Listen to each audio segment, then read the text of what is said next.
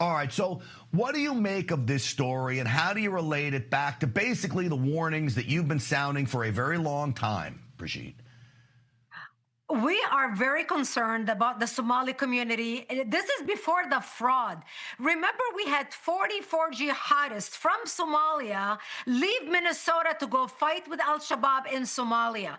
The first American suicide bomber that got killed, that blew himself up, was actually a Somali-American that we have imported here from Somalia to the United States. Ilhan Omar defended the jihadists of Minnesota because, of course, she was protecting them. So not only they have a history of terrorism, and now we find out they are now also involved in fraud and scam.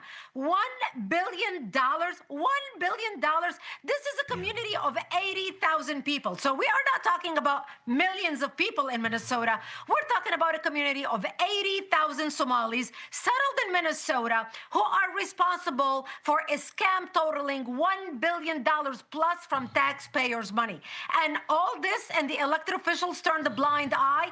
This is a reckoning moment. This is a moment where the American public needs to stand with President Trump and put pressure on Congress to support the president and pass the bill that will permanently put a pause on importing people like this into our country. And I want everybody, if you want to send a message to your elected officials, go to actforamerica.org, actforamerica.org.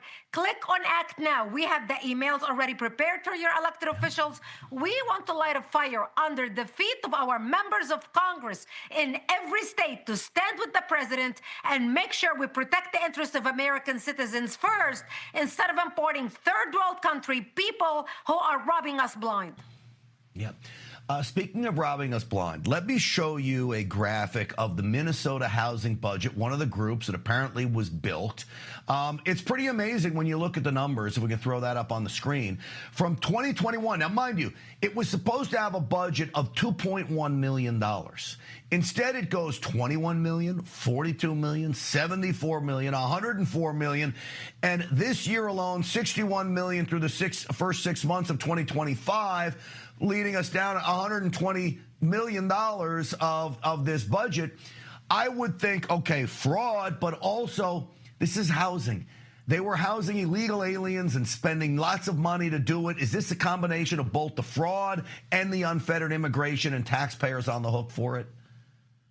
All combined, it's a combination of fraud, lying, deceiving, housing illegal immigrants. And not just this, you know, the Medicaid housing services started in 2021 with $2.6 million and ended in 2024 with $61 million.